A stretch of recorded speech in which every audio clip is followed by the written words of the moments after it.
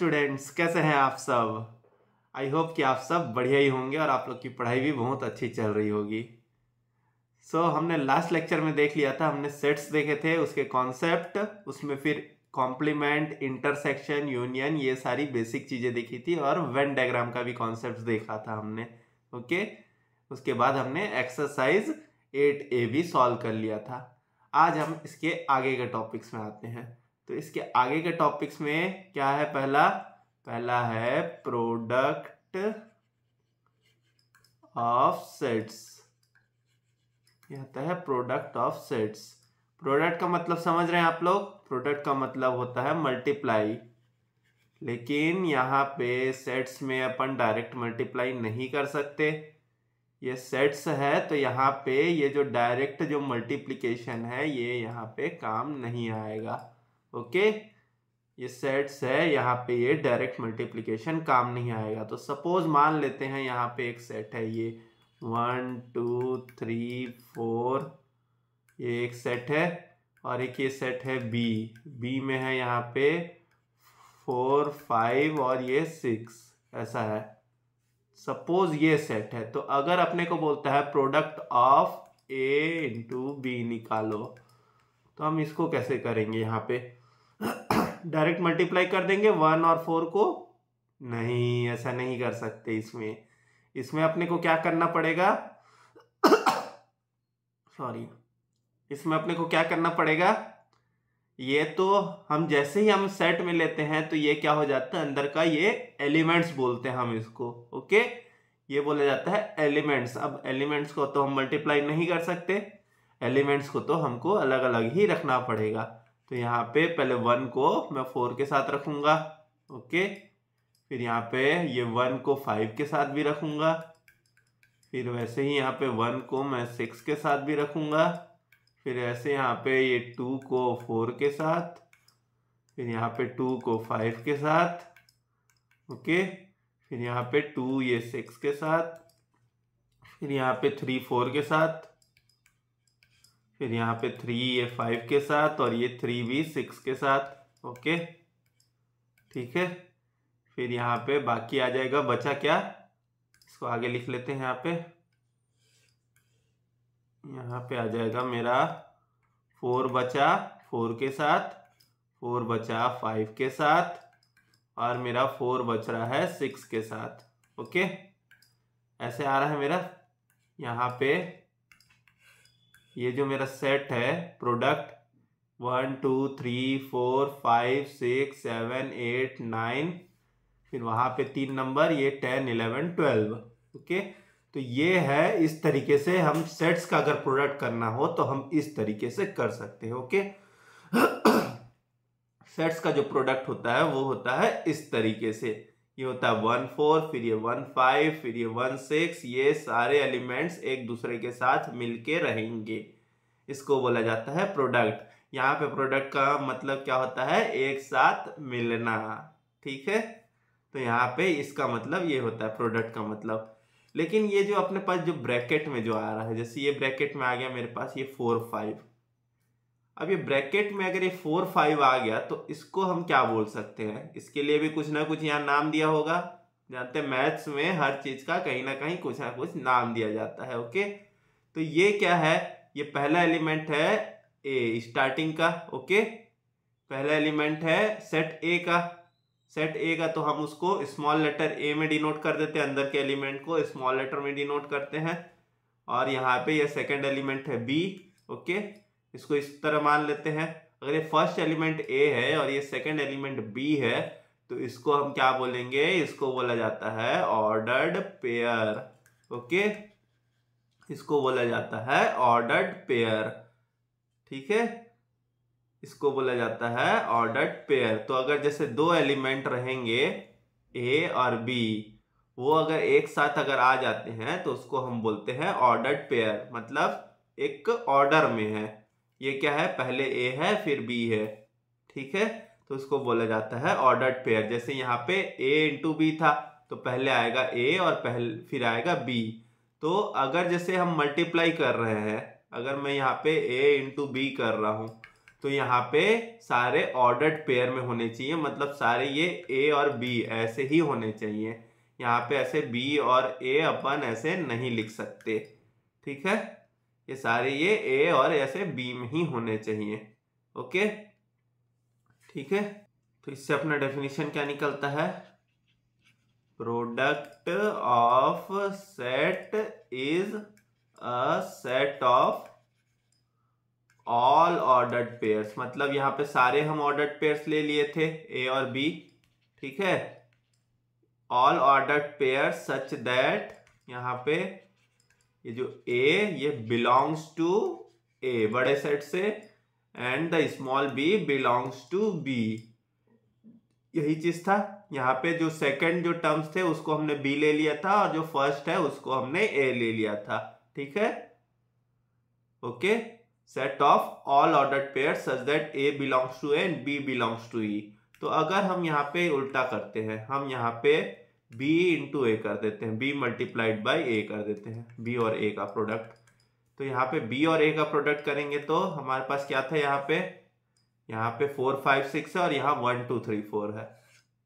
तो यहाँ पे कैसे होगा, यहाँ पे अपने पास आएगा, ये आएगा 4 1, फिर यहाँ पे आएगा मेरा पास 4 2, फिर यहाँ पे 4 3, यहाँ पे 4 4, फिर यहाँ पे 5 1, यहाँ पे 5 2, फिर यहाँ पे 5 3 और यहाँ पे 5 4, ओके। फिर यहाँ पे 6 1 और यहाँ पे 6 2 और यहाँ पे 6 3 और यहाँ पे 6 4, ऐसा आएगा अपना b इंटू ए, ठीक है। अब यहाँ पे देख सकते हैं ये जो b मल्टीप्लाइड बाई ए है वो कुछ अलग आ रहा है, ओके। एलिमेंट्स लगभग सेम ही है दोनों के, लेकिन अलग तरीके से लिखा गया है। तो इसमें जो ऑर्डर्ड पेयर है वो अलग बन रहा है, अपना ऑर्डर्ड पेयर है वो अलग बन रहा है। यहाँ पे b आ रहा है और यहाँ पे a आ रहा है, ठीक है। लेकिन ये set of all ordered pairs ही है, तो यहाँ पे ऑर्डर्ड पेयर्स अपने अलग बन रहे हैं। तो इससे अपने को क्या समझ में आता है, a into B is not equal to B multiplied by A, ये चीज समझ में आ गया, ठीक है। जैसे नॉर्मल मल्टीप्लीकेशन में करते हैं तो a इंटू बी और b इंटू ए बराबर होता है, लेकिन in sets a multiplied by b is not equal to b multiplied by a, ये चीज समझ में आ गया, क्योंकि ये है set of all ordered pairs. यहाँ पे ब्रैकेट में जो है वो एलिमेंट्स है, वो नॉर्मल नंबर नहीं है, ठीक है। यहाँ पे जो है ये एक प्रकार के एलिमेंट्स है, ये नॉर्मल नंबर्स नहीं है।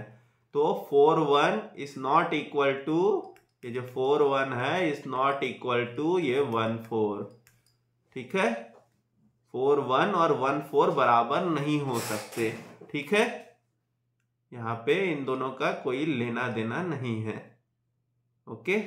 लेकिन अब यहाँ पे आप एक चीज देख सकते हैं, यहाँ पे कितने एलिमेंट्स है, अगर हम ऑर्डर्ड पेयर्स बनाते कितने पेयर्स बन रहे हैं, 1 2 3 4 5 6 7 8 9 10 11 12 बन रहे हैं, ओके। और अपने यहाँ पे भी देखा था, यहाँ पे भी उतने ही बन रहे थे, 1 2 3 4 5 6 7 8 9 और यहाँ पे भी बन रहे थे अपने 10 11 12, ओके। लेकिन यहाँ पे दोनों जगह तो 12 ही बन रहे हैं अपने ऑर्डर्ड पेयर्स, दोनों जगह 12 ऑर्डर्ड पेयर्स ही बन रहे हैं। तो n of a into B is equals to n of b into a, ये चीज पर समझ में आ गया। मतलब n क्या है, कार्डिनल नंबर, और ये दोनों हो गया इस केस में 12, तो दोनों का कार्डिनल नंबर सेम आएगा, ओके। भले ही दोनों इक्वल नहीं है लेकिन n दोनों का इक्वल होगा, ठीक है, दोनों का कार्डिनल नंबर सेम होगा। अब आप लोग यहाँ पे और एक चीज नोटिस किया होगा कि नहीं आप लोग ने, हमारे पास a में कितने एलिमेंट्स थे, a में एलिमेंट्स थे 4, 1 2 3 और 4, ठीक है। हमारे पास b में कितने एलिमेंट्स थे, b में एलिमेंट्स थे अपने पास 3 एलिमेंट्स थे। b में कौन कौन से एलिमेंट्स थे अपने पास, यहाँ पे था 4, यहाँ पे था 5 और यहाँ पे था 6, ओके। अपने पास a में 4 एलिमेंट्स थे, b में 3 एलिमेंट्स थे।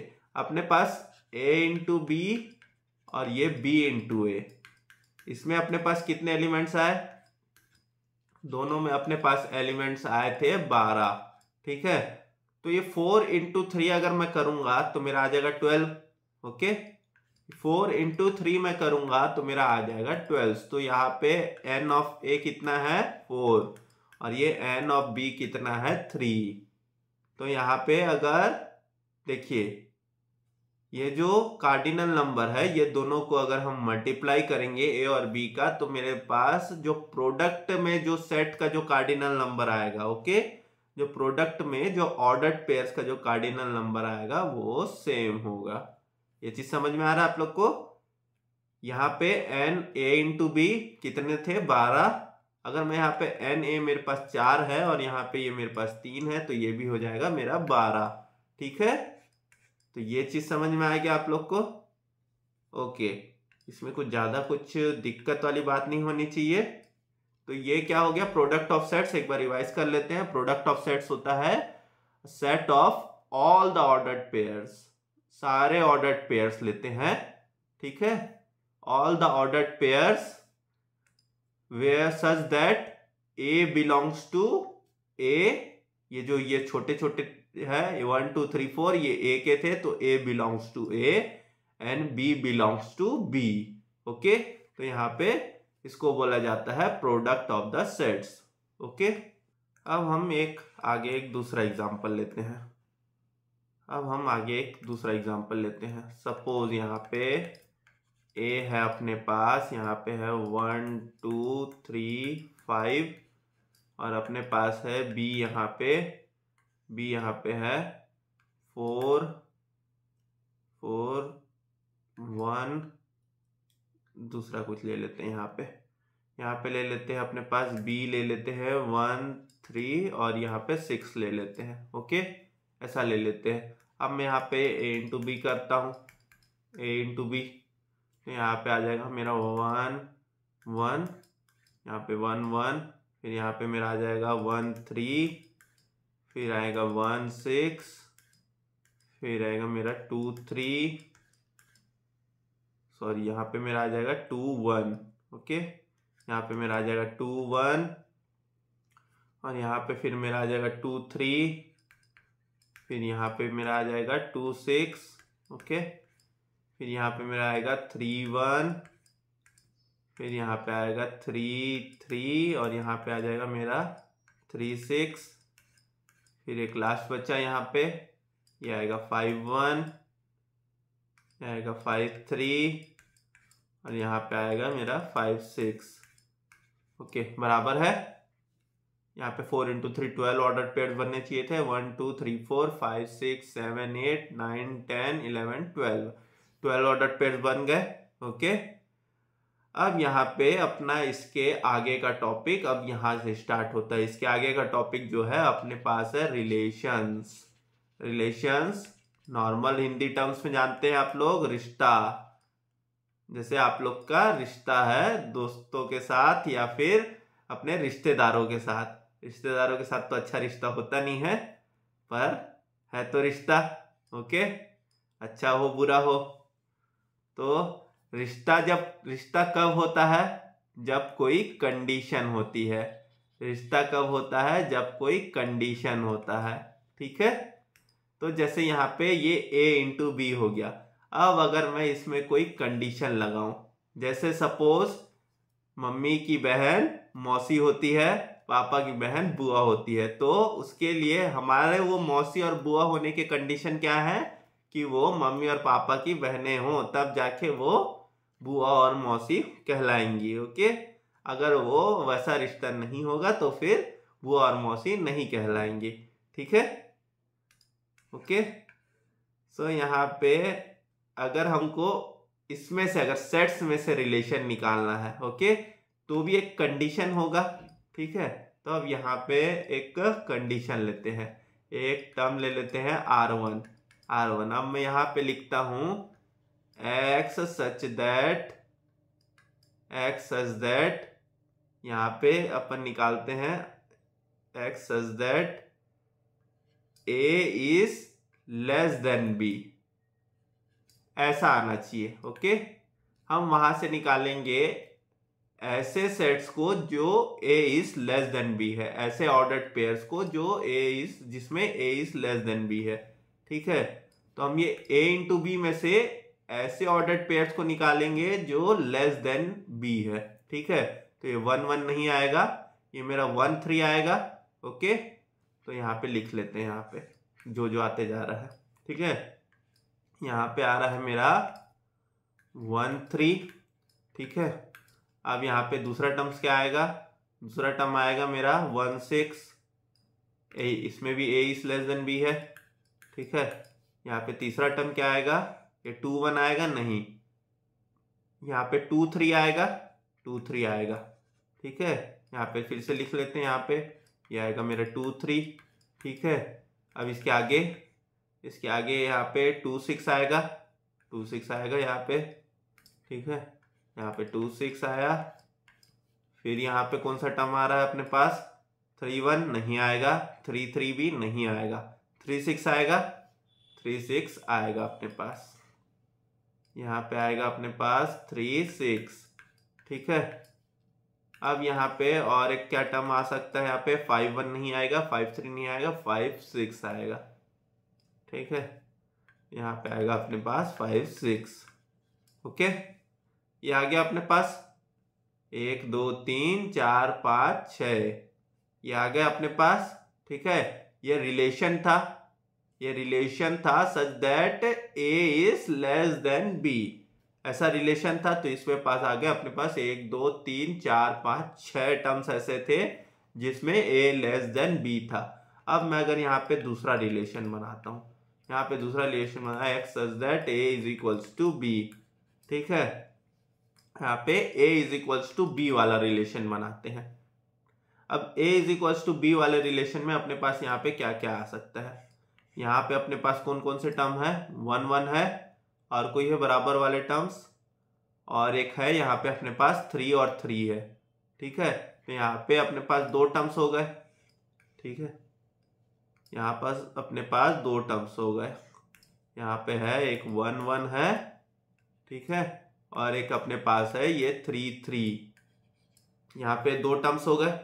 तो आप लोग ये रिलेशन में अगर आप लोग अच्छे से नोटिस कर पा रहे हैं तो ये रिलेशन ये किसका पार्ट है, ये जो अपना जो फुल जो ये प्रोडक्ट है उसका एक पार्ट है। ओके, अगर जैसे ये फुल सेट का कोई अगर छोटा सा कोई पार्ट होता है तो उसको क्या बोला जाता है, उसको हम बोलते हैं सबसेट।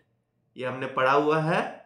तो अगर जैसे ये फुल ये हो गया अपना एक यूनिवर्सल सेट और इसका अगर कुछ भी पार्ट हो गया तो उसको बोला जाता है सबसेट।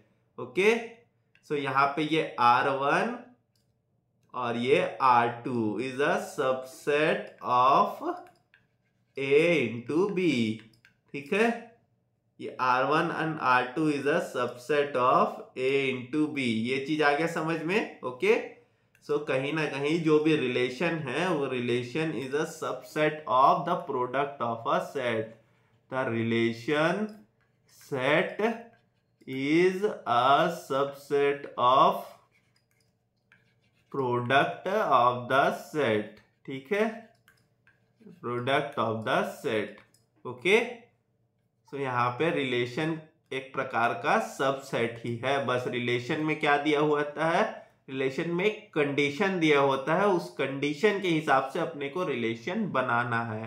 ठीक है, रिलेशन एक कंडीशन दिया होता है, उस कंडीशन के हिसाब से हमको रिलेशन बनाना है। जैसे मम्मी की बहन हो गई मौसी, मम्मी के भाई हो गए मामा। ओके, तो कंडीशन है कि बहन है तो मौसी। ओके, इस तरीके से। वैसे ही पापा के भाई अगर होंगे तो ही चाचा होंगे, अगर पापा के भाई नहीं है तो चाचा नहीं हो सकते। ठीक है, ओके, वो बात अलग है कि हम दोस्तों को भी बोल देते हैं, पापा के दोस्तों को भी, लेकिन यहाँ पे ये इस तरीके से आप समझिए। ठीक है, relation set is a subset of product of the set, जिसमें क्या है कंडीशन होना चाहिए। ठीक है, रिलेशन जब निकालना है तो एक कंडीशन के बेस पे हम रिलेशन बना देते हैं। ठीक है, कंडीशंस बेस्ड। ठीक है, अब यहाँ पे रिलेशन सेट है प्रोडक्ट ऑफ सबसेट। तो अगर मैं बोलूं कि मेरे को टोटल नंबर ऑफ रिलेशन निकालना है, ठीक है, टोटल नंबर ऑफ रिलेशंस कितने हो सकते हैं वो अगर मेरे को निकालने हैं, रिलेशन सेट कितने हो सकते हैं वो मेरे को निकालने हैं। तो अगर ये सबसेट ही है प्रोडक्ट का, तो सबसेट का टोटल सबसेट निकालने का फॉर्मूला था 2 टू द पावर n। तो यहाँ पे भी अगर अपने को निकालना है तो यहाँ पे कितने हैं, वहां पे अपने पास 12 थे, तो यहाँ पे 2 टू द पावर 12 हो जाएगा, ठीक है। यहाँ पे अपना हो जाएगा 2 टू द पावर 12, ठीक है। Total number of relation set कितने निकल सकते हैं अब अपने पास, 2 टू द पावर 12। ओके, ये चीज आप लोगों को समझ में आ रहा है। यहाँ पे रिलेशन समझ में आया। रिलेशन कोई सा भी कंडीशन के बेस पे हो सकते हैं। यहाँ पे सपोज अपना यहाँ पे एक्स सच दैट यहाँ पे हम लिए a is greater than b, तो यहाँ पे हो सकता था b is greater than a भी हो सकता था, यहाँ पे b is greater than a भी हो सकता था, ऐसा भी कंडीशन आ सकता था, ठीक है। हम यहाँ पे ये कंडीशन भी ले सकते हैं, यहाँ पे ऐसा ले सकते थे कि यहाँ पे b is greater than a। तो अगर b is greater than a लेते तो यहाँ पे अपना कौन कौन सा टर्म आता, ये वाला 1 आ जाता, ठीक है। फिर यहाँ पे ये 2 आ जाता अपने पास, फिर यहाँ पे ये 3 आ जाते, ये 4 आ जाते अपने पास, यहाँ पे ये 4 नंबर आ जाते। ओके, ये 4 ऑर्डर्ड पेयर्स अपन वहां पे ले सकते थे, ठीक है। अगर हम इस तरीके का रिलेशन बनाते हैं तो हम यहाँ पे 4 ऑर्डर्ड पेयर्स ले सकते हैं, ठीक है। ओके, अब हम जानते हैं रिलेशंस तो अलग अलग प्रकार के होते हैं। अभी मैंने बताया चाचा, नाना, ताऊ, फूफा, बुआ। ओके, सो सेट्स में भी रिलेशन अलग अलग प्रकार के होते हैं। ओके, सेट्स में भी रिलेशंस अलग अलग प्रकार के होते हैं। Types of relations in sets, ठीक है, types of relations in sets. इसमें कितने प्रकार के होते हैं, इसमें होते हैं 4 प्रकार के रिलेशन, ठीक है। ये अपना सेट्स है तो अपन इंसानों की तरह कितने भी रिश्ते नहीं बना सकते। ओके, तो यहाँ पे अपना क्या आ गया, फर्स्ट, यहाँ पे अपना फर्स्ट टर्म होता है रिफ्लेक्सिव, फर्स्ट टर्म होता है रिफ्लेक्सिव, सेकेंड टर्म होता है सिमेट्रिकल, थर्ड टर्म होता है अपना, थर्ड है अपना ट्रांजिस्टिव, एंड फोर्थ है अपना इक्विवेलेंस, फोर्थ है अपना इक्विवेलेंस। ओके, सो अब अपन ये फर्स्ट टर्म देखते हैं रिफ्लेक्सिव, ठीक है। रिफ्लेक्सिव का मतलब क्या होता है, रिफ्लेक्सिव का मतलब अगर सिंपल मैं देखूं तो a इज इक्वल्स टू ए। अब ये a इज इक्वल्स टू ए का मतलब क्या हुआ, आगे देखते हैं यहाँ पे, ठीक है।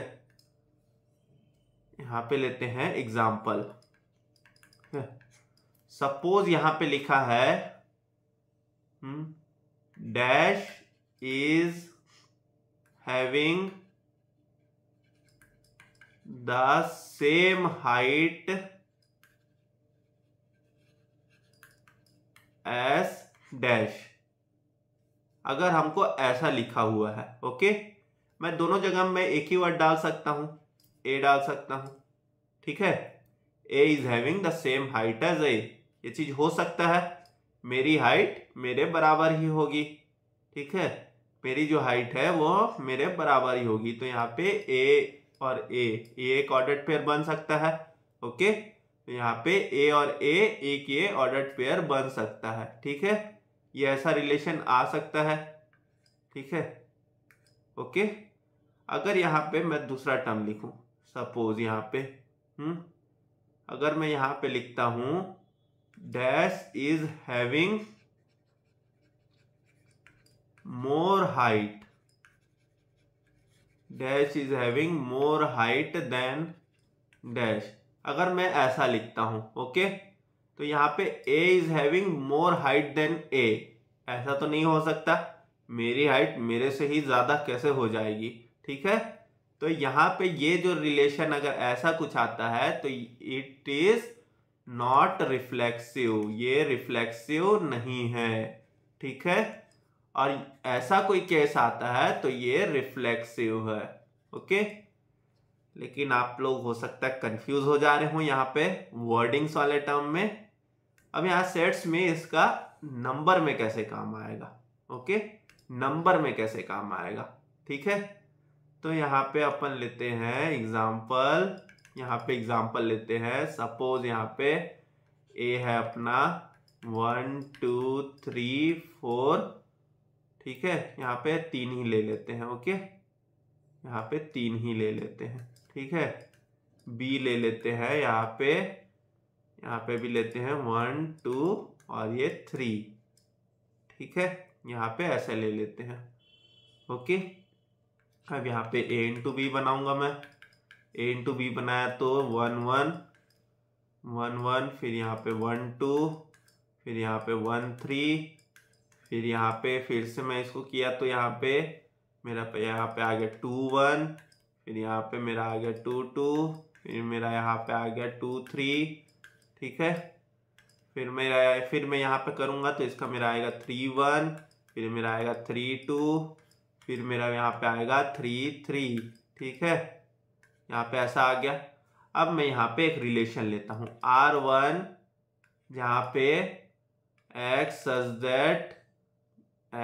दैट यहाँ पे ये क्या एक कंडीशन ले लेते हैं, a is less then b वाला कंडीशन, ठीक है, a is less then b वाला कंडीशन। तो इसमें कौन कौन सा आ जाएगा, मेरा ये 1 2 आएगा, okay, a is less then b, यहाँ पे मेरा 1 3 भी आएगा, ओके, यहाँ पे 2 1 नहीं आ सकता, 2 2 आ सकता है, नहीं आ सकता, 2 3 आएगा मेरा, ओके।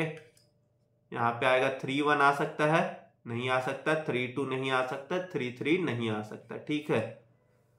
अब यहाँ पे कोई भी अपने को सेम नंबर दिख रहा है क्या, सेम ऑर्डर्ड पेयर्स, ये 1 1 वाला आया क्या इसमें, नहीं आया। 2 2 वाला आया कि इसमें नहीं आया। 3 3 वाला आया कि इसमें नहीं आया, ठीक है। तो ये तो अपने पास आ नहीं रहा है, तो a is equals to a वाला, तो ऐसा चीज तो आ नहीं रहा है अपने पास, a आ नहीं रहा है, ओके। आप लोग बोल सकते हैं कि ये तो यहाँ पे ये a है और यहाँ पे ये b है, लेकिन ये एलिमेंट तो सेम है, एलिमेंट तो 1 ही है, ठीक है। तो यहाँ पे ऐसा कुछ आ नहीं रहा है, तो ये अपना हो जाएगा नॉट रिफ्लेक्सिव, ठीक है, ये अपना हो जाएगा नॉट रिफ्लेक्सिव, ठीक है। अब अगर मैं यहीं पे अगर मैं दूसरा रिलेशन बनाता हूं, सपोज ये R2 को ले लेता हूं, ठीक है, R2 में ले लेता हूं x such that a is less than equal to b, ऐसा लगा दिया मैंने। a मतलब लेस देन भी हो सकता है और इक्वल टू भी हो सकता है, तो इसमें हम फर्स्ट वाला पेयर ले लेंगे 1 1, ठीक है। इसमें हम ये सेकंड वाला पेयर ले सकते हैं 1 2, और ये 1 3 भी ले सकते हैं, ठीक है। तो हम इसको भी ले लेते हैं, ये 1 2 और ये 1 3, इसको भी ले लेते हैं, ठीक है, हमने ये भी ले लिया। अब हम इसके आगे का कौन सा पेयर ले सकते हैं, यहाँ पे 2 2 ले सकते हैं, 2 3 भी ले सकते हैं, ठीक है, इसको भी ले लेते हैं। यहाँ पे आ गया 2 2 और यहाँ पे आ गया 2 3, ठीक है। अब हम आगे जाते हैं, आगे हम इसमें से क्या ले सकते हैं, 3 1 नहीं ले सकते, 3 2 नहीं ले सकते, 3 3 ले सकते हैं, तो इसको ले लेते हैं। यहाँ पे ले लिए अपने 3 3, ओके। यहाँ पे हम इतनी चीजों को ले लिए हैं, तो यहाँ पे ये मेरा 1 1 भी आ रहा है, मेरा 2 2 और ये 3 3 मेरा आ रहा है, ठीक है। तो यहाँ पे मेरे जो A8 वाले कॉन्सेप्ट थे, जैसे A बराबर है, वो सारी चीजें अगर आ रही हैं यहाँ पे, तो R2 is a reflexive relation, ठीक है। अगर ये ऐसा आ रहा है तो R2 is a reflexive relation. ये चीज समझ में आ गया आप लोग को। तो रिफ्लेक्सिव रिलेशन में क्या होता है, जो एक ऑर्डर्ड पेयर्स में दोनों एलिमेंट सेम हो तो वो रिफ्लेक्सिव रिलेशन होता है। इसको हिंदी में लिख लेते हैं, एक ऑर्डर्ड पेयर में दोनों एलिमेंट सेम हो तो, दोनों एलिमेंट सेम हो तो, ठीक है, उसको बोला जाता है रिफ्लेक्सिव रिलेशन, ठीक है। ऐसा कोई रिलेशन बन रहा है जिसमें ऐसे ऑर्डर्ड पेयर्स आ रहे हैं जिसके दोनों एलिमेंट सेम है, तो वो आ जाता है अपना रिफ्लेक्सिव रिलेशन, ओके। तो ये अपना बन गया रिफ्लेक्सिव रिलेशन। ठीक है। अब आते हैं हम इसके आगे का टॉपिक। सेकंड वाला कौन सा था अपना, यहाँ पे सेकंड वाला था अपने पास सिमेट्रिक। ठीक है, सिमेट्रिक रिलेशन। अब ये सिमेट्रिक रिलेशन क्या होता है? जैसे सिमेट्री आप लोग ने अगर स्कूल में पढ़ा होगा तो क्या बोलते हैं, एक मिरर इमेज होता है। ठीक है, सिमेट्री का मतलब होता है मिरर इमेज, मतलब उल्टा सीधा एक समान। ठीक है, आमने और सामने जैसे भी करेंगे वो एक ही आएगा। ठीक है, मिरर इमेज आप लोग समझ गए हैं। जैसे अगर मैं यहाँ पे अगर एक बॉक्स ऐसा बनाता हूं तो इसका जो मिरर इमेज है वो यहाँ पे ऐसे ही आएगा। ठीक है, ये होता है मिरर इमेज। तो यहाँ का और यहाँ का ये दोनों आएगा सेम। ठीक है, ये दोनों आ सकता है सेम। ओके, ठीक है। तो अब इसको भी एक एग्जाम्पल से समझते हैं। यहाँ पे ले लेता हूं एग्जाम्पल। यहाँ पे एक सपोज एक रिलेशन बनाते हैं अपन R1। यहाँ पे एक रिलेशन बनाते हैं, यहाँ पे x सच दैट, यहाँ पे क्या लिखेंगे, कुछ भी चीज लिख देते हैं, a is less then b, जैसे अभी अपन देखे थे a is less then b। ठीक है, तो यहाँ पे अगर मैं a is less then b निकालूं, यहाँ पे भी छोटा सा अपन ले लेते हैं a और b का, यहाँ पे छोटा सा अपन a और b सेट ले लेते हैं। ठीक है, यहाँ पे a सेट है, यहाँ पे अपन छोटा सा सेट ले लेते हैं 1 2, और यहाँ पे ले लेते हैं b इज इक्वल्स टू 2 4। ठीक है, तो अब यहाँ पे क्या होगा, यहाँ पे a और b अलग अलग है। ठीक है, तो यहाँ पे अगर मैं R1 बनाऊंगा तो यहाँ पे मेरा R1 क्या आएगा, 1 और 2। ठीक है, ये ले सकते हैं 1 is a is less then b। ठीक है, 2 2 नहीं ले सकते, 1 4 ले सकते हैं। ठीक है, और यहाँ पे ले सकते हैं 2 और 4 भी ले सकते हैं। ठीक है, अब इसमें अगर मैं b और a को उल्टा करूं, ठीक है, तो यहाँ पे आ सकता है कि नहीं, नहीं आ सकता, क्योंकि यहाँ पे 2 1 हो जाएगा, तो मेरा ये a is less then b वाला जो रिलेशन है वो मेरा नहीं लग पाएगा। ठीक है, अगर मैं इसको ऐसे 2 1 लिखता हूं तो यहाँ पे ये मेरा गलत हो जा रहा है। ओके, यहाँ पे ये मेरा गलत हो जा रहा है, ये कंडीशन मेरा सेटिस्फाई नहीं कर रहा है।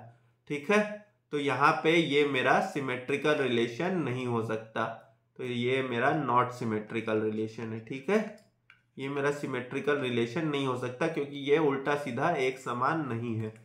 ठीक है, अब यहाँ पे दूसरा कंडीशन लेते हैं। यहाँ पे लेते हैं एक R2, एक दूसरा रिलेशन लेते हैं R2, जहाँ पे x such that 1/2 is a reciprocal of 2। ऐसा अगर मैं ले लूं 1/2 is a reciprocal of 2, ये वाला जो रिलेशन लिया उसका इस सेट से लेना देना नहीं है। ठीक है, इस सेट से लेना देना नहीं है। आप लोग ये सोचेंगे कि इस सेट से लेना देना है, नहीं है। ओके, तो यहाँ पे एक ऐसे ही कंडीशन ले लिया 1/2 इज अ रेसिप्रोकल ऑफ 2। तो अगर 1/2 अगर रेसिप्रोकल ऑफ 2 होता है, ठीक है, तो यहाँ पे एक मेरा ऑर्डर्ड पेयर यहाँ पे क्या बन सकता है 1/2 और एक ये 2। ओके, ये मेरा बन सकता है एक ऑर्डर्ड पेयर, एक 1/2 है और वो 2 का रेसिप्रोकल है। ठीक है, 2 का रेसिप्रोकल मतलब यहाँ पे आप लोग समझ गए हैं, 2 का रेसिप्रोकल होता है, जैसे ये नीचे चले जाता है तो ये हो जाएगा मेरा 1/2। ठीक है, 2 का रेसिप्रोकल 1/2 हो रहा है। अब अगर मैं इसको उल्टा कर दूं, 2 is a reciprocal of 1/2, 2 is a reciprocal of 1/2, तो भी मेरा सेम चीज आएगा। ये मैं उल्टा करूंगा तो मेरा ये 2 और ये 1/2, ये कंडीशन मेरा सेटिस्फाई कर रहा है। ठीक है, ये कंडीशन मेरा सेटिस्फाई कर रहा है। 1/2 2 का रेसिप्रोकल है। ठीक है, और ये 2 जो है 1/2 का रेसिप्रोकल, अगर मैं 1/2 का ऐसे करूं 1/1/2 तो ये मेरा 2 ऊपर आ जाएगा। ठीक है, तो यहाँ पे मेरा ये 2 बन जाएगा। तो ये चीज मेरी सेटिस्फाई कर रही है। ठीक है, ये चीज मेरी सेटिस्फाई कर रही है दोनों कंडीशन में। ठीक है, 1/2 का रेसिप्रोकल भी 2 है और 2 का रेसिप्रोकल भी 1/2 है। तो यहाँ पे R2 इज सिमेट्रिकल। ठीक है, R2 इज सिमेट्रिकल। ओके, ठीक है, ये आप लोग इस तरीके से समझ गए। अब अगर इसको मैं एक वर्डिंग्स वाले एग्जांपल में लेता हूं, ठीक है, एक मैं वर्डिंग्स वाले एग्जांपल में लेता हूं। यहां पे लेते हैं Raj is classmate of Rahul. Okay, ठीक है, तो Raj is a classmate of Rahul. तो यहाँ पे अगर मैं पेयर बनाऊं तो राज और राहुल का एक पेयर बनेगा। ओके, ठीक है, लेकिन यहाँ पे ये चीज उल्टा भी हो सकता है, क्योंकि दोनों तो क्लासमेट है, तो राहुल भी राज का क्लासमेट होगा ही होगा। तो यहाँ पे Rahul is the classmate of Raj, ये चीज हो जाएगा। ठीक है, तो ये भी अपना एक सिमेट्रिकल पेयर ही कहलाएगा। ठीक है, ये अपना हो जाता है, ये भी अपना सिमेट्रिकल रिलेशन ही बोलते हैं इसको भी। ठीक है, तो ये चीज समझ में आ गया। जब ये दोनों चीज अगर आपस में रिवर्स करके भी सेम आए तब उसको बोला जाता है सिमेट्रिकल रिलेशन। ओके, ठीक है, दोनों चीज अगर दोनों पेयर आपस में रिवर्स करने में भी सेम आए, आपस में रिवर्स में भी सेम आए, तो रिवर्स में भी सेम है। ठीक है, इस केस में ये हो जाता है सिमेट्रिकल रिलेशन। ओके, अब हम आते हैं इसके आगे ट्रांजिस्टिव रिलेशन देखते हैं। अब इसके बाद अपने पास थर्ड क्या था, ट्रांजिस्टिव रिलेशन। ट्रांजिस्टिव रिलेशन, अब इस केस में क्या होगा, ट्रांजिस्टिव रिलेशन। ठीक है, एक एग्जांपल लेते हैं। Suppose 10 is greater than 5। ठीक है, ये हम एक रिलेशन लिए हैं, 10 इज ग्रेटर देन 5। तो यहाँ पे इसको ले लेते हैं A और B। ठीक है, और एक दूसरा एक रिलेशन यहाँ पे लेते हैं। यहाँ पे आएगा मेरा एक रिलेशन ऑर्डर्ड पेयर में, यहाँ पे ले लेते हैं अपने पास 6 इज ग्रेटर देन 3। ये एक रिलेशन हमने ले लिया। ठीक है, इसको मैं ले लेता हूँ B और इसको ले लेता हूँ C।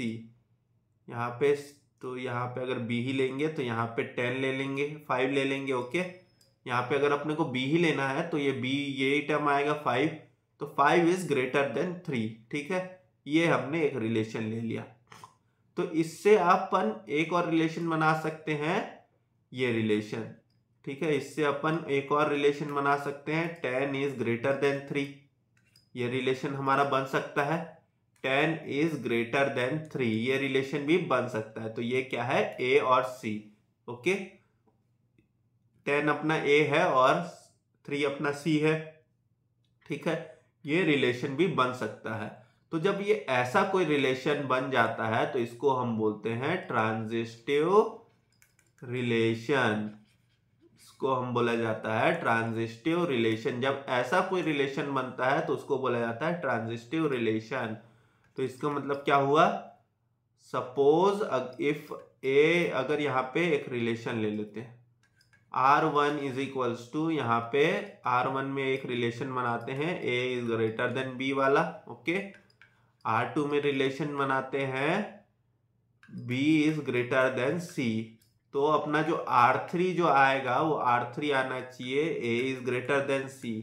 अगर ये R3 अगर A is greater than C ये सेटिस्फाई करता है तो ये अपना हो जाएगा ट्रांजिस्टिव रिलेशन। ठीक है, ये अपना हो जाएगा ट्रांजिस्टिव रिलेशन। ओके, ठीक है, इस चीज को समझ में आ गया। मतलब अगर ये जैसे दोनों चीज अगर जैसे सेटिस्फाई कर रही है तो फिर ये भी सेटिस्फाई करना चाहिए। ठीक है, दोनों अगर एक ही तरीके का रिलेशन है तो ये सेटिस्फाई करना चाहिए। ओके, यहाँ पे अगर वर्डिंग्स में अगर एक एग्जांपल लेते हैं। ठीक है, 3 भाई बहन है, जहाँ पे X is the eldest one, X सबसे बड़ा है। ठीक है, फिर Y जो मिडिल चाइल्ड है, ओके, यंगर देन X। ठीक है, younger than x and Z is youngest, Z is the youngest, ये तीनों में छोटा है। तो यहाँ पे इक्वेशन यहाँ पे बन जाएगा ये एक अपना transitive relation, x is greater than y, ठीक है, और यहाँ पे y is greater than z। तो यहाँ पे मेरा x is greater than z, ये तो बनेगा ही बनेगा। तो ये भी मेरा एक प्रकार का यही मेरा ट्रांजिस्टिव रिलेशन है, यही मेरा है ट्रांजिस्टिव रिलेशन, ठीक है, ओके। ये मेरा आ गया, ये भी मेरा ट्रांजिस्टिव रिलेशन, ठीक है। तो यहाँ पे आप लोगों को समझ में आ गया होगा ट्रांजिस्टिव, रिफ्लेक्सिव और फिर अपना सिमेट्रिकल रिलेशन, ठीक है। एक चौथा रिलेशन भी इसमें बताया हुआ है, इक्विवेलेंस, इक्विवेलेंस। अब ये इक्विवेलेंस रिलेशन क्या होता है, जब अपन रिफ्लेक्सिव, ट्रांजिस्टिव, रिफ्लेक्सिव, ट्रांजिस्टिव और सिमेट्रिकल, ये तीनों जब अपने पास एक साथ आ जाए, ये तीनों जब अपने पास एक साथ आ जाए तब हम इसको इक्विवेलेंस रिलेशन बोलते हैं, ओके। ये तीनों रिलेशन जब अपने पास एक साथ हो जाए तब हम उसको बोलते हैं इक्विवेलेंस रिलेशन, ओके। एक प्रकार से जॉइंट फैमिली बन गया है अपना, ओके। हमारे ये तीनों रिलेशन एक साथ आ गया तो ये हम बोलेंगे इक्विवेलेंस रिलेशन। तो इसको अपन जॉइंट फैमिली टाइप से याद रख सकते हैं, इसको हम याद रखेंगे जॉइंट फैमिली, ठीक है। जब हमारे सारे भाई अगर एक साथ आ जाते हैं तो हम इसको बोलेंगे इक्विवेलेंस रिलेशन, ठीक है। अब यहाँ पे हम रिलेशंस पढ़ रहे हैं, हम यहाँ पे सेट देख रहे हैं, हमेशा ये ए सेट है, इसमें 1 2 3 ऐसे करके एक सेट, और यहाँ पे देख रहे हैं एक दूसरा सेट, यहाँ पे 2 4, ऐसे मान लो अपन ऐसे दो सेट्स देख रहे हैं। तो इसका भी कुछ ना कुछ नाम तो दिए होंगे ये लोग, बिना नाम दिए तो चलता नहीं है, ओके। तो ये सेट ए को क्या बोला जाता है, डोमेन, ओके। सेट ए को बोला जाता है डोमेन ऑफ रिलेशन, और ये सेट बी को बोला जाता है रेंज ऑफ रिलेशन, ठीक है। ये सेट बी को बोला जाता है रेंज ऑफ रिलेशन, ठीक है। तो ये अपना आ जाएगा डोमेन बोला जाएगा, और जो सेट बी के जो एलिमेंट्स है इसको बोला जाता है रेंज ऑफ रिलेशन, ठीक है। और ये होते हैं डोमेन, ओके। हमने यहाँ पे ये रिलेशन पढ़ा। अब हम इसके आगे का टॉपिक देखते हैं। इसके आगे का है अपना टॉपिक है फंक्शंस, ओके, फंक्शंस। अब ये फंक्शंस का मतलब क्या होता है नॉर्मल टर्म्स में, नॉर्मल टर्म्स में फंक्शंस का मतलब होता है जैसे भी कुछ काम कर रहे हैं। अब यहाँ पे एग्जांपल लेते हैं, सपोज एक मशीन है यहाँ पे, ठीक है, यहाँ पे एक मशीन है, ये है अपना मशीन, ठीक है। यहाँ पे मशीन में मैं कुछ भी इनपुट करूँगा, मशीन में कुछ भी इनपुट करूँगा तो यहाँ पे मेरा कुछ भी आउटपुट आएगा ही आएगा, ठीक है। मशीन में मैं कुछ भी इनपुट करूँगा तो यहाँ पे मेरा कुछ ना कुछ आउटपुट निकलेगा ही, ठीक है। सपोज ये मेरा जूस वाला मशीन है, ओके, यहाँ पे मेरा जूस वाला मशीन है, तो यहाँ पे मैं जो भी फ्रूट्स डालूंगा तो यहाँ पे मेरा उसका जूस निकल जाएगा, ठीक है, मेरा उसका रस निकल जाएगा, ओके। यहाँ पे मैं फ्रूट्स डालूंगा तो यहाँ पे उसका मेरे को निचोड़ के पूरा जूस निकाल देंगे, ओके। बाई प्रोडक्ट्स भी निकलते हैं उसके, कचरा भी, लेकिन उसको नहीं देख रहे हैं, ठीक है। तो फ्रूट्स वाले मशीन में अगर यहाँ पे फ्रूट्स डालूंगा तो इनपुट डालूंगा तो यहाँ से मेरा जूस निकल जाएगा, ठीक है। तो यहाँ पे अपने को ये चीज सेट्स में क्या काम है फंक्शंस का, ये तो एक प्रकार से इनपुट डाले और आउटपुट डाले, लेकिन यहाँ पे सेट्स में इसका क्या काम है, यहाँ पे सेट्स में भी इसका बहुत काम है, ठीक है। तो अब हम आगे देखते हैं फंक्शंस इन अ सेट। ये तो सिर्फ एक बेसिक एग्जाम्पल था, ठीक है, यहाँ पे एक सिर्फ बेसिक एग्जाम्पल्स था। तो फंक्शंस इन अ सेट, ठीक है। फंक्शंस इन अ सेट कैसे क्या होता है, सपोज यहाँ पे एक ये एग्जाम्पल ले लेते हैं, यहाँ पे 1 2 3 और ये 4, यहाँ पे ले लेते हैं एक ये b, इसको ले लेते हैं 2 4 6 8 और ये 10 ऐसे। अब यहाँ पे मैं एक फंक्शन बनाता हूँ। ये फंक्शन कैसे लिखते हैं? f of x। यहाँ पे f ऑफ x, x का वैल्यू कुछ भी आ सकता है यहाँ पे आगे, ठीक है। अब आगे देखेंगे यहाँ पे x such that x belongs to a, x belongs to a। यहाँ पे इसको बाद में लिखेंगे। f सच दैट यहाँ पे लिखते हैं f x is equals to x square. यहाँ पे ये ऐसा लिख लेते हैं, सॉरी यहाँ पे एक्स स्क्वायर नहीं लिखते, यहाँ पे 2x लिखते हैं। Such that x belongs to a। इसका मतलब क्या हुआ? ये जो x बिलोंग्स टू a, तो x का वैल्यू जो a में है वो होगा, और यह फंक्शन ऑफ x। तो यहाँ पे अगर मैं फंक्शन ऑफ x, तो यहाँ पे x के जगह मैं जो वैल्यू पुट करूंगा वो इस इक्वेशन में 2 के जगह में, यहाँ पे x के जगह में वो वैल्यू आएगा। तो यहाँ पे अपना फंक्शन ऑफ x क्या है? 2x है। ओके, यहाँ पे फंक्शन ऑफ x है अपने पास 2x है। तो अगर मैं f के जगह में f और यहाँ पे x के जगह में 1 डालता हूँ, तो यहाँ पे मेरा 2 × 1 आ जाएगा मेरा 2। ओके, ठीक है। वैसे ही अगर मैं f के जगह में, अगर मैं यहाँ पे x के जगह में अगर 2 पुट करूँ, तो यहाँ पे मेरा आ जाएगा 2 × 2 4, ठीक है। ऐसे आ जाएगा, ये मेरा ये बन जाएगा। फिर ये अगर मैं f के जगह में, अगर मैं यहाँ पे x के जगह में यहाँ 3 पुट करूँ, तो यहाँ पे मेरा बनेगा 6। और अगर मैं f और यहाँ पे x के जगह में 4 पुट करूँ, तो यहाँ पे मेरा बनेगा 8। ओके, तो अब मेरा यहाँ पे क्या ऑर्डर्ड पेयर्स बन रहे हैं? यहाँ पे मेरे उस फंक्शन के हिसाब से मेरे क्या ऑर्डर्ड पेयर्स बन रहे हैं? तो उस फंक्शन के हिसाब से मेरे यहाँ ऑर्डर्ड पेयर्स बनते हैं 1 और 2। ये चीज ध्यान रखिएगा कि ये जो अपन जो यहाँ पे ऑर्डर्ड पेयर्स बना रहे, जैसे f1 और यहाँ पे जैसे ये मेरा 2 आया, तो ये यहाँ पे होना चाहिए, ठीक है। यहाँ पे मैं a का वैल्यू तो मैं ले लिया हूँ, a का वैल्यू मैंने यहाँ पे पुटअप कर दिया 1 2 3 4, लेकिन यहाँ पे b में वो सारी चीजें होनी भी चाहिए। अगर मैं यहाँ पे, अगर मेरे यहाँ पे सपोज यहाँ पे मेरा वैल्यू आता है 3, लेकिन b में तो मेरा 3 तो है ही नहीं, तो हम उस चीज को नहीं ले सकते, ठीक है। यहाँ पे मेरा b में यहाँ पे मेरा 2 है, तो इसलिए हम उस चीज को ले रहे हैं। ओके, ठीक है। तो यहाँ पे मेरा क्या पेयर बन जाएगा? 1 2, दूसरा पेयर मेरा बनेगा 2 4, तीसरा पेयर मेरा बनेगा 3 6, और चौथा पेयर मेरा बनेगा 4 8, ठीक है। लेकिन यहाँ पे तो एक बेचारे ये आखिरी वाले बुजुर्ग जो 10 नंबर है हमारे सबसे बड़े, वो तो यहीं के यहीं रह गए। ठीक है, कोई दिक्कत नहीं, उनको जोड़ी नहीं मिली, कोई चलता है। ओके, तो उनको जोड़ी नहीं मिली तो चलता है अभी के लिए। ओके, वो भले गुस्सा करेंगे, नहीं चलता, लेकिन हमको चलाना पड़ेगा।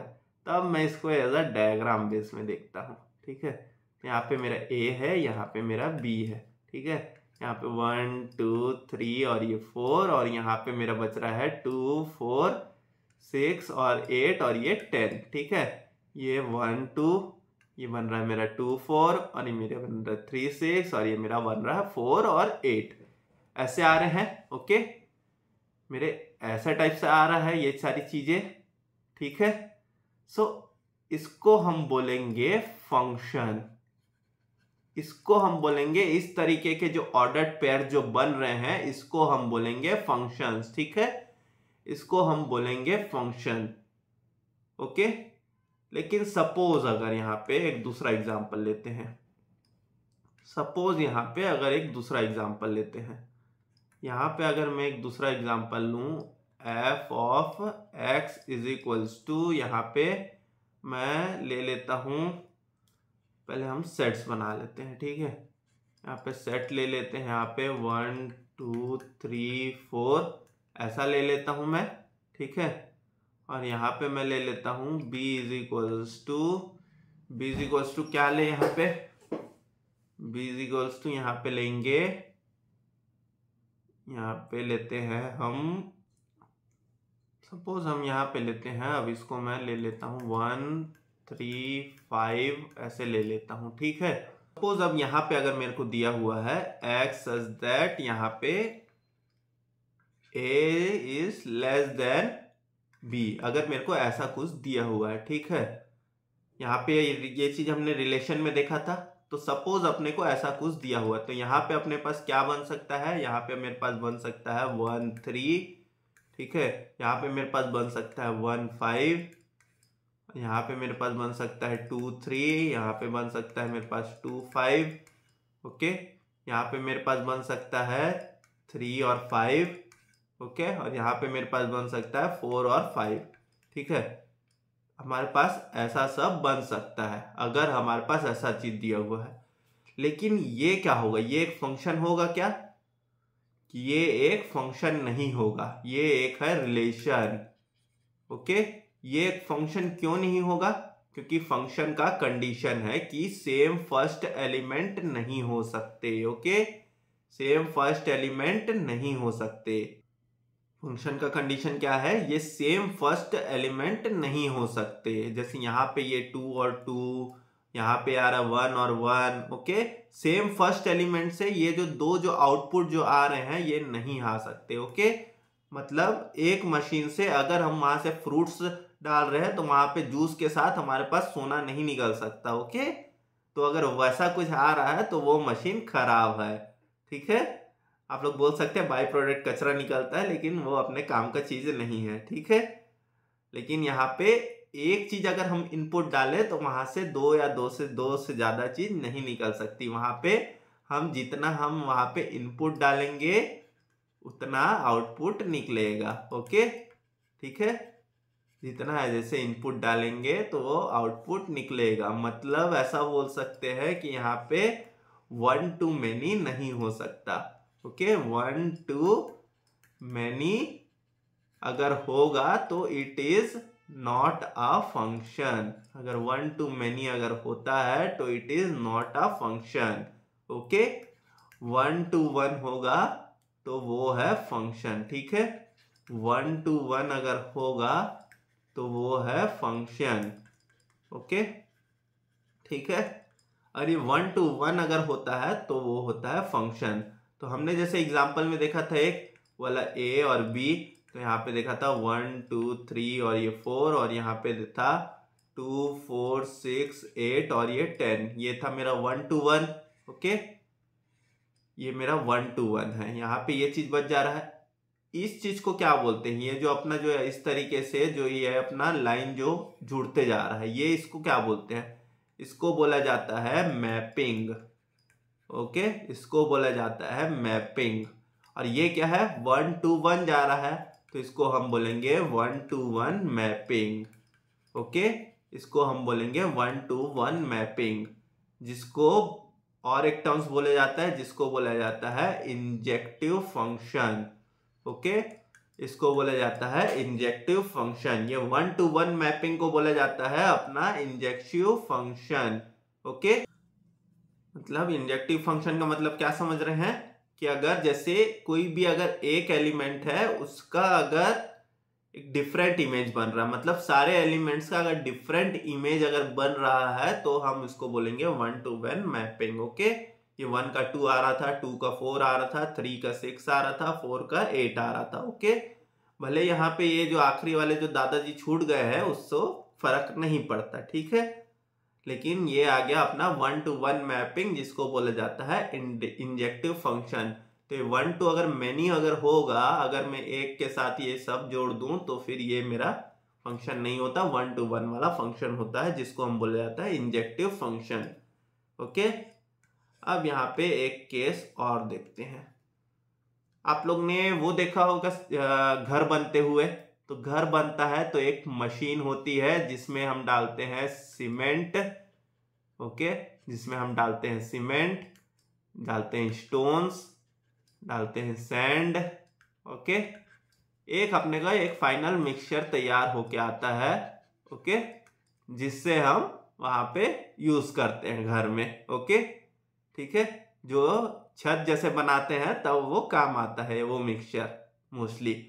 तो ये ऐसे होता है। तो यहाँ पे आप लोग क्या देख सकते हैं? बहुत सारे इनपुट है लेकिन आउटपुट सिर्फ एक है। तो ये अपना है मैनी टू 1, ओके। ये चीज हो रहा है, ये अपना मैनी टू 1 जा रहा है, ठीक है। ये अपना जा रहा है मैनी टू 1। तो ये जब मैनी टू वन है तो ये भी एक प्रकार का मशीन से ही काम कर रहा है, ठीक है। तो ये मैनी टू वन भी एक अपना फंक्शन हो सकता है, ओके। तो ये मैनी टू वन भी अपना एक फंक्शन पॉसिबल है, ओके। तो मैनी टू वन भी फंक्शन होगा, वन टू वन भी फंक्शन होगा, लेकिन वन टू मैनी फंक्शन नहीं होगा, ठीक है। वन टू मैनी फंक्शन नहीं हो सकता, ठीक है। सो यहाँ पे अगर मैनी टू वन फंक्शन, तो सपोज यहाँ पे a का वैल्यू है 1 और यहाँ पे 2 है, और यहाँ पे b का वैल्यू है यहाँ पे 3, 5, ठीक है। तो ये मेरा 1 से 5 आया और मेरा 2 से 5 आया, ये भी मेरा चलेगा, ठीक है। अगर ऐसे कोई ऐसी मैपिंग अगर हो रही है मैनी टू वन वाली, ठीक है, तो इसको भी हम फंक्शन बोलेंगे ही बोलेंगे, ओके। अगर ऐसा कुछ हो रहा है तो इसको भी हम फंक्शन बोलेंगे ही बोलेंगे। अब हम देखते हैं टाइप्स ऑफ फंक्शन। तो हमने नहीं जानते हुए भी हम एक टाइप ऑफ फंक्शन देख चुके हैं, इंजेक्टिव फंक्शन, ठीक है। हम पढ़ते पढ़ते ही एक टाइप ऑफ फंक्शन यहाँ देख चुके हैं, इंजेक्टिव फंक्शन, ओके। तो हम इसके अदर टाइप्स देखते हैं, लेकिन अदर टाइप्स देखने से पहले यहाँ पे कुछ टर्म्स है जो हम यहाँ पे मिस कर चुके हैं, जिसको हम देख लेते हैं। तो हमने यहाँ पे जैसे a निकाला था, a का वैल्यू था 1, 2, 3 और ये 4, ठीक है। यहाँ पे हमने जो b था, b में लिखा था 2, 4, 6, 8 और ये 10, ठीक है, ऐसा था। तो ये जो एलिमेंट्स है 1, 2, 3, 4, इस एलिमेंट्स को भी कुछ नाम दिया होगा। तो रिलेशन में क्या नाम दिया था? डोमेन, ठीक है। तो यहाँ पे भी ये वही नाम है, डोमेन। लेकिन रिलेशन में ये जो बी के एलिमेंट्स है इसका नाम क्या था? रेंज था। लेकिन यहाँ पे ये रेंज नहीं होगा, इसको बोला जाता है कोडोमेन, ठीक है, इसको बोला जाता है कोडोमेन। तो रेंज किसको बोला जाता है? तो रेंज जैसे हमने ये फंक्शन बनाया था, इसमें 1, 2, 3, 4, यहाँ पे ये फंक्शन बनाया था हमने 2, 4, 6, 8 और ये 10। ये 10 अपने पास छूट गया था। हमारे पास क्या आया था? हमारे पास सिर्फ ये 4 टर्म्स आए थे, 2, 4, 6, 8। ये 10 अपना यहाँ पे कोई काम का नहीं था, ओके। सो ये 2, 4, 6, 8 ये हमारे 4 टर्म्स है, ओके। तो ये जो अपने जो 4 टर्म्स बन रहे हैं इसको बोला जाता है रेंज। मतलब अगर हम किसी को शादी का कार्ड देंगे तो उसमें से जिसको हम इग्नोर कर दे रहे हैं, जिसको हमें बुलाना नहीं है, वो है हमारा आउट ऑफ रेंज, ठीक है। हम पहचानते तो हैं 10 को, लेकिन हमको इसको शादी में नहीं बुलाना है, ठीक है। इसको हमको शादी में नहीं बुलाना है, तो ये हमारे रेंज में नहीं है, ठीक है। हमारे रेंज में ये 4 है, तो ये लोग है, ये हो गया रेंज, ठीक है। इसको बोला जाता है रेंज। और ये है कोडोमेन, जिसको हम जानते हैं लेकिन हमको शादी में नहीं बुलाना है, ओके, ठीक है, ओके।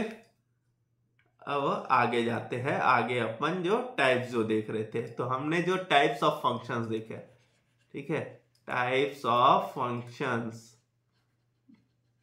इसमें हम एक टाइप देख चुके हैं, इंजेक्टिव,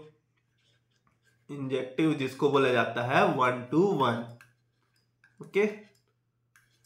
हम यहाँ पे और एक टाइप देख चुके हैं, मैनी टू वन वाला भी, ठीक है। हम अब इसके आगे के टाइप देखते हैं, टाइप नंबर 3। अब टाइप नंबर 3 में इसको देखने से पहले एक लेते हैं एक एग्जाम्पल यहाँ पे, ठीक है।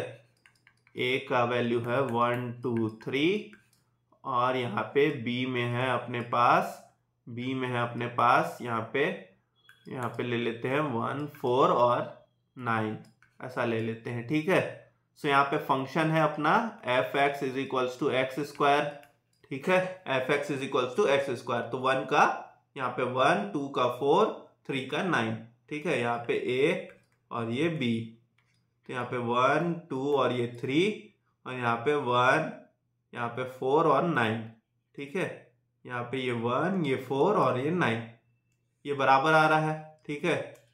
अब अगर मैं इसको रिवर्स कर दूं, ठीक है, अगर मैं इसका रिवर्स कर दूं, मैं अगर ये 1 का अगर मैं स्क्वायर रूट निकाल दूं तो मेरा यही चीज आएगा। मेरे ये b का अगर मैं रिवर्स करूंगा, b से अगर मैं a की तरफ जाता हूं, ठीक है, तो मेरा यही चीज आएगा, ओके। तो ये बी का इसको बोल सकते हैं, ये अगर ए का ये बी इमेज है तो ये बी का ए है प्री इमेज। ठीक है, अगर मैं ए से बी में जा रहा हूं, यहाँ पे लिखते हैं इसको अच्छे से। अगर मैं ए से बी में जा रहा हूं, अगर ए से अगर बी का ऐसे इमेज बन रहा है, ओके, मैपिंग होता है, और बी का ए फिर प्री इमेज हो जाएगा। ठीक है, इसको प्री इमेज बोलेंगे, मतलब जो बी कहां से आया, ए से आया। ठीक है, तो प्री इमेज बोलेंगे।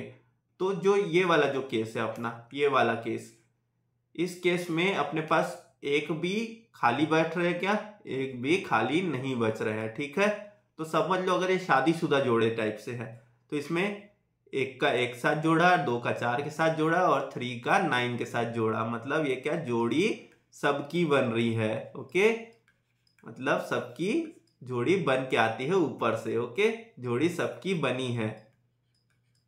अगर जोड़ी अगर सबकी बनी है तो इस केस में इसको हम बोलते हैं ऑन टू फंक्शन। ओके, इसको हम बोलते हैं onto function, onto function जिसको बोला जाता है, और एक term subjective, subjective function. Okay, इसको बोला जाता है सब्जेक्टिव फंक्शन भी बोला जाता है। ठीक है, सब्जेक्टिव नहीं सरजेक्टिव। ओके, थोड़ा सा यहाँ पे स्पेलिंग मिस्टेक हो गया है। ओके, इसको बोला जाता है सरजेक्टिव फंक्शन। ठीक है, अगर ये ऑन टू फंक्शन है तो इसको बोला जाता है सरजेक्टिव फंक्शन, मतलब सबकी जोड़ी बन रही है। ओके, जोड़ी सबकी होती है। ठीक है, कोई भी अकेला नहीं है। ठीक है, अब हमने इससे पहले एक केस देखा था, इससे पहले वो दादाजी वाला केस जो देखा था हमने, जिसमें वो लास्ट वाले जो दादाजी अकेले रह गए थे 10 नंबर। ठीक है, तो यहाँ पे ये ए, यहाँ पे ये बी, इसको हम नेक्स्ट पेज में लिखते हैं, अच्छे से क्लियर लगेगा। ठीक है, ऑन टू फंक्शन समझ में आ गया कि सबका एक ना एक प्री इमेज होगा ही होगा, सबका बराबर होगा। ठीक है, वो बोला जाता है ऑन टू फंक्शन। तो अब यहाँ पे ए और बी, यहाँ पे क्या लिए थे 1 2 3 और ये 4, और यहाँ पे 2 4 6 8 और ये 10। इसमें क्या है, ये 10 अपना अलग रह गया बेचारा। ठीक है, ये हमारे दादाजी अलग रह गए जिसके कोई जोड़ी नहीं है या फिर कोई भी इनको बुला नहीं रहा है। तो ये जब ऐसे जब ये केस आता है तो इसको बोला जाता है इनटू फंक्शन। ठीक है, इनटू फंक्शन मतलब इनका यहाँ पे कोई काम नहीं है लेकिन तब भी ये यहाँ पे आ रहे हैं। ओके, तो इसको बोला जाता है ये है इनटू फंक्शन। ठीक है, और ऑन टू फंक्शन में जिनका काम है सिर्फ वही लोग आते हैं तो उसको बोला जाता है ऑन टू फंक्शन। ठीक है, या तो अगर आप शादी के हिसाब से जो है तो अगर ये एक जो कुंवारा रह गया है, ओके, ये एक जो कुंवारा रह गया है इसको बोलेंगे ऑन टू फंक्शन, और जिसमें हमारे सभी की शादी हो गई है, सारे की जोड़ी बन गए हैं, वो होगा अपना ऑन टू फंक्शन। ओके, ठीक है, अब हमने यहाँ पे ये जो एग्जाम्पल लिया था ऑन टू फंक्शन वाला, ऑन टू फंक्शन वाला एग्जाम्पल 1 2 3 1 4 9, ठीक है, ऐसा एग्जाम्पल लिया है हमने ऑन टू फंक्शन में। ठीक है, तो ऑन टू फंक्शन में क्या हो रहा है, जैसे हमने ये एग्जाम्पल लिया ए और बी। ठीक है, यहाँ पे 1 2 3 और यहाँ पे ले रहे हैं अपन 1 4 9। ये अपना ऑन टू फंक्शन था, 1 to 1 था, यहाँ पे ये सबका प्री इमेज भी बन रहा है, ये अपन लिए थे ऑन टू फंक्शन में। लेकिन इस केस में क्या है 1 to 1 मैपिंग भी है। ओके, 1 to 1 मैपिंग भी है। ठीक है, यहाँ पे 1 to 1 मैपिंग भी है। अब आप लोग सोच रहे होंगे कि सर यह तो हमेशा रहेगा ऑन टू फंक्शन में, तो यहाँ पे जरूरी नहीं है। ओके, यहाँ पे क्या होता है ऑन टू फंक्शन में क्या हो सकता है मेनी टू 1 भी हो सकता है। ठीक है, यहाँ पे मेरा 2 से भी 1 आ सकता है। ठीक है, यहाँ पे सिर्फ 1 से 1 आना जरूरी नहीं है, यहाँ पे मेरा 2 से भी 1 आ सकता है। ठीक है, तो वो भी मेरा ऑन टू फंक्शन होगा। मतलब ऑन टू फंक्शन मतलब अगर अपन सही टर्म में देखें तो ऑन टू फंक्शन मतलब having at least 1 pre image, मतलब एक से ज्यादा प्री इमेज हो सकते हैं। ठीक है, एक से ज्यादा प्री इमेज हो सकते हैं।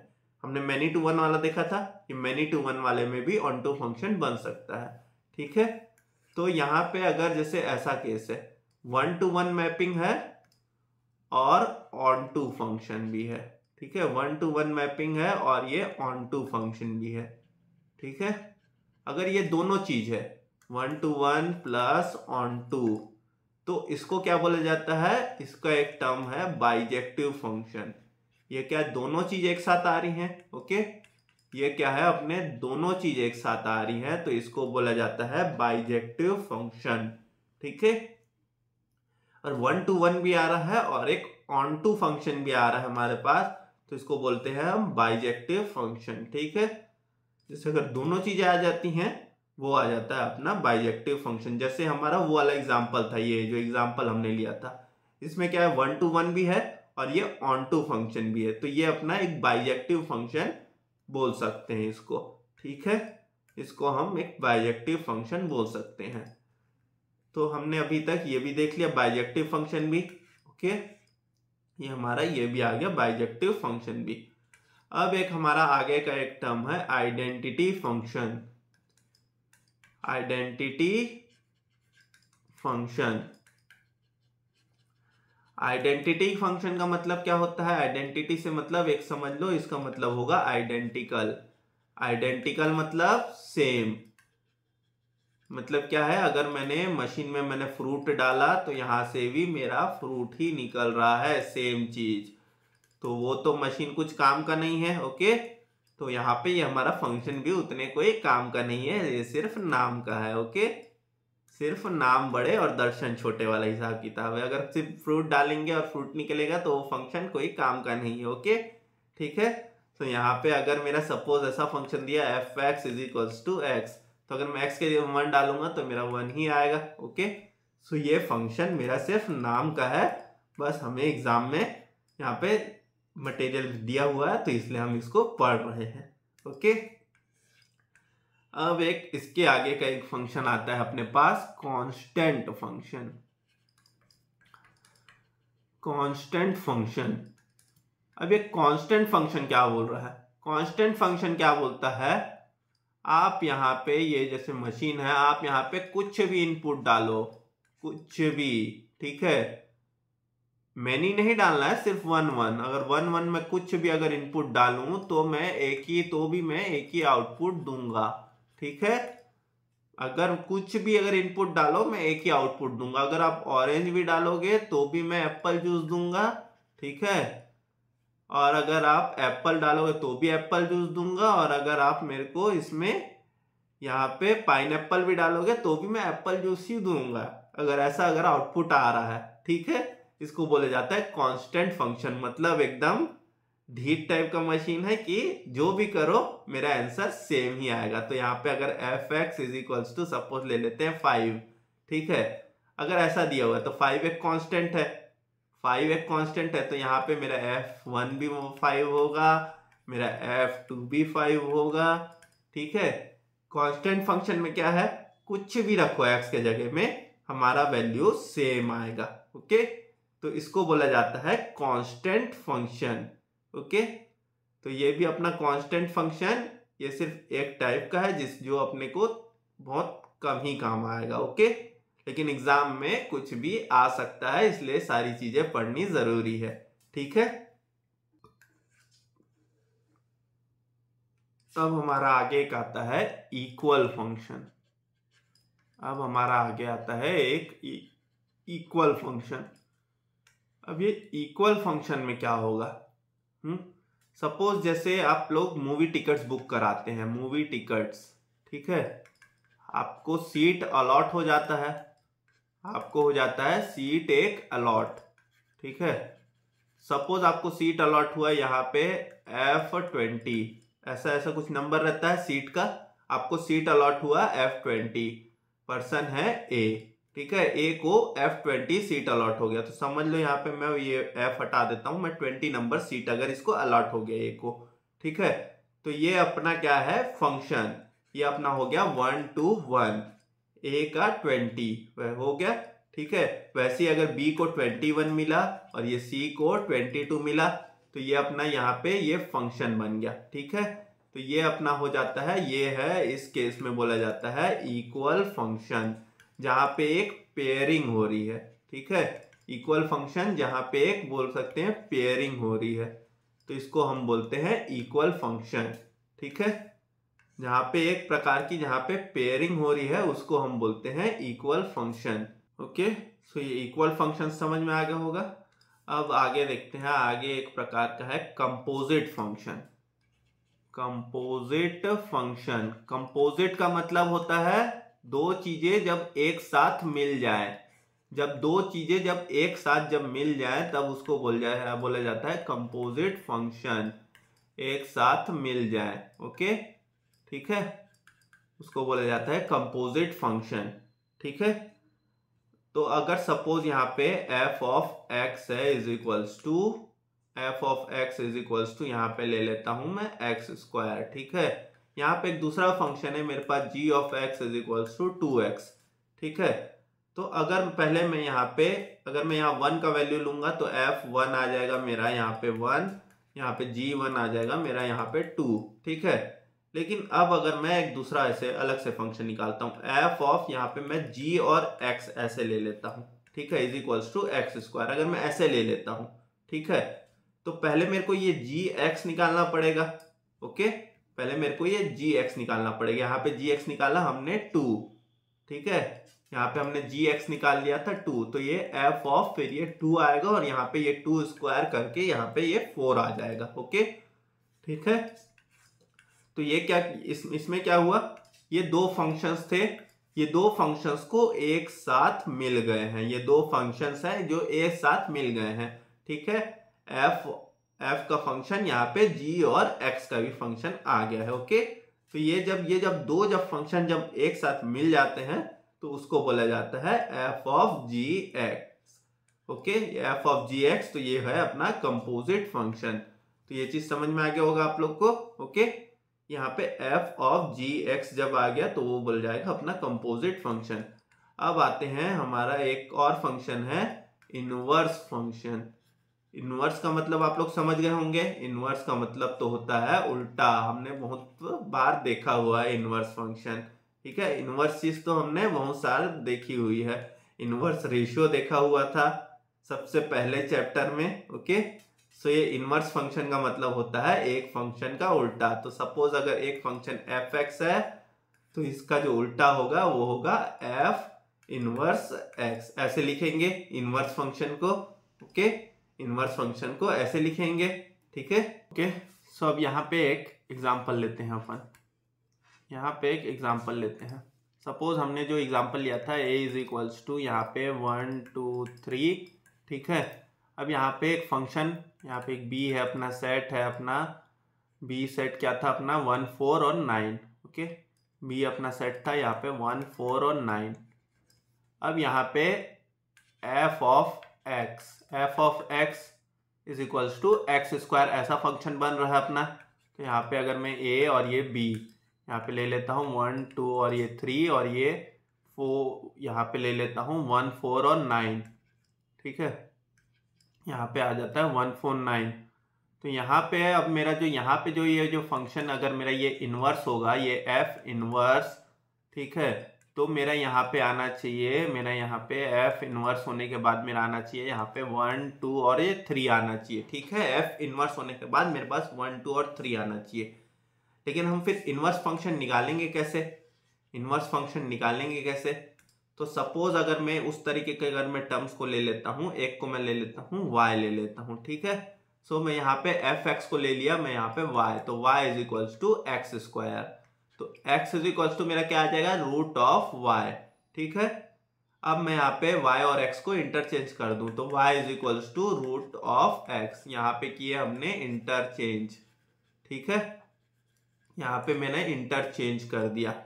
यहाँ पे मैंने इंटरचेंज क्यों किया, यहाँ पे मैंने इंटरचेंज किया क्योंकि हमको f इनवर्स x निकालना है। ओके, तो f inverse x is equals to ये x आ जाएगा। ठीक है, ये y और x को इंटरचेंज किया तो y अपना है यहाँ पे f इनवर्स x हो जाएगा यहाँ पे। ठीक है, हमने को f इनवर्स x निकालना है तो यहाँ पे f inverse x root of x हो जाएगा इनवर्स फंक्शन। ठीक है। तो अब हमारे यहाँ पे अगर हम इनवर्स फंक्शन निकाल लें तो यहाँ पे मेरा क्या था 1, यहाँ पे मेरा था 1। अगर मैं एफ इनवर्स 1 यहाँ पे निकालता हूँ तो ये रूट ऑफ 1 आएगा मेरा 1, ठीक है। ये एफ इनवर्स यहाँ पे मेरा 2, ये 2 है यहाँ पे एक्स का वैल्यू, यहाँ पे एक्स का वैल्यू क्या था 2 नहीं था, यहाँ पे एक्स का वैल्यू था 4, तो यहाँ पे मेरा रूट ऑफ 4 आ जाएगा 2, ठीक है। वैसे ही मेरा एफ इनवर्स यहाँ पे 9 था तो ये 9 का रूट आ जाएगा मेरा आ जाएगा 3, ठीक है। तो ये मेरा हो गया इनवर्स फंक्शन। क्या है ये, हमने फंक्शन को यहाँ पे चेंज हुआ, फंक्शन हमारा ये एक्स स्क्वायर था, ये रूट एक्स हो गया था, ठीक है। हमने इसको y लिया था, ओके, हमने इसको लिया था यहाँ पे y, तो y is equals to x square, ठीक है। अब यहाँ पे आ गया था root x, root y is equals to x, ठीक है। हमने इंटरचेंज कर दिया दोनों को, हमने यहाँ पे y के जगह में x और x के जगह में हमने y ले लिया, तो हमारा आ गया इनवर्स फंक्शन जो हम लेना चाहते थे, ठीक है। सो हमने यहाँ पे इसको इंटरचेंज कर दिया तो हमारा यहाँ पे आ गया ये y is equals to root of x जो हमारा इनवर्स फंक्शन है, ठीक है। अब हम ये इनवर्स फंक्शन हमने यहाँ पे किया तो ये हमारा पे 1 2 3 भी आ गया, ओके। तो इनवर्स फंक्शन कब बनेगा, इनवर्स फंक्शन कब बन सकता है, इनवर्स फंक्शन कब बन सकता है, इनवर्स फंक्शन तभी बन सकता है जब एक ऑन टू फंक्शन हो, ओके। इनवर्स फंक्शन तब बन सकता है जब एक ऑन टू फंक्शन हो, ये ऑन टू फंक्शन होना कंपलसरी है, ठीक है। क्योंकि यहाँ पे अगर अपने पास अगर यहाँ पे एक अगर ये आउटपुट अगर बच जा रहा है, सपोज यहाँ पे 1 2 3 और यहाँ पे ये 4, ये 4 अपना अगर यहाँ पे बच जा रहा है, ठीक है। यहाँ पे ले लेते हैं एग्जांपल, यहाँ पे 1 2 3 और यहाँ पे बी में ले लेते हैं 2 4 6 और यहाँ पे 8। अगर अब यहाँ पे मेरा अगर 8 बन जा रहा है तो यहाँ पे अगर मैं इन्वर्स करूंगा तो ये मेरा 8 से कुछ नहीं आएगा यहाँ पे, ठीक है। यहाँ पे मेरा 8 से यहाँ पे मेरा कुछ नहीं आएगा क्योंकि यहाँ पे मेरा 1 2 3 ही है, ओके। यहाँ पे मेरा 8 से कुछ नहीं आएगा अगर मैं उसका इन्वर्स करूंगा तो अगर ऐसा फंक्शन है ये वाला फंक्शन तो इससे मेरा ये इनवर्स फंक्शन नहीं बन सकता, ठीक है। ऐसा फंक्शन है तो इससे मेरा इनवर्स फंक्शन नहीं बन सकता है। इनवर्स फंक्शन बनने के लिए ऐसा ही फंक्शन होना जरूरी है, ऑन टू फंक्शन जिसका एक प्री इमेज हो, जैसे ये 1 2 3 और अपन यहाँ पे लेंगे 2 4 6। अगर ऐसा है ये ऑन टू फंक्शन टाइप से है तो ही अपना इनवर्स फंक्शन बनेगा, ठीक है। सो इनवर्स फंक्शन के लिए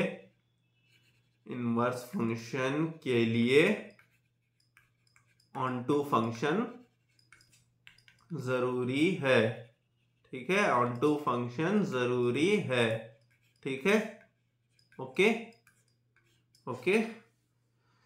सो आज हमने यहाँ पे सेट्स के जो बाकी सारे जो कॉन्सेप्ट्स थे, relation, function, product of sets और जितने भी उसके जो टाइप्स थे वो सारे हमने यहाँ पे आज कंप्लीट कर लिए हैं। उम्मीद करता हूँ आपको ये सारी चीजें अच्छे से समझ आ गई होंगी और अगर कोई भी दिक्कत हो डिस्क्रिप्शन बॉक्स में ईमेल आईडी दी हुई है, वहां ईमेल कर सकते हैं, कमेंट सेक्शन पे भी बता सकते हैं। आप लोग इस वीडियो को जो भी आप जो देख रहे हैं उसको ज़रूर से लाइक किया कीजिए और शेयर करेंगे अपने दोस्तों के साथ ताकि सारे लोग उसको बेनिफिट ले सके और हमें भी और मोटिवेशन मिले ताकि हम आपके लिए और ज़्यादा बेहतर तरीके से मैं इसको और तरीके से पढ़ा सकूं, ओके। सो हम अब नेक्स्ट लेक्चर में इसके जो भी एक्सरसाइज हैं उसको हम सॉल्व करेंगे तो हमारा ये भी चैप्टर एंड होने में आ जाएगा, ओके। ये भी चैप्टर हम धीरे धीरे इसको भी अब खत्म करने आ रहे हैं, ओके। सो अब हम मिलते हैं नेक्स्ट लेक्चर में। So till then goodbye everyone, अच्छे से पढ़ते रहिए, अपने सेहत का जरूर ध्यान रखिएगा, स्वस्थ रहें, मस्त रहें। Bye bye everybody.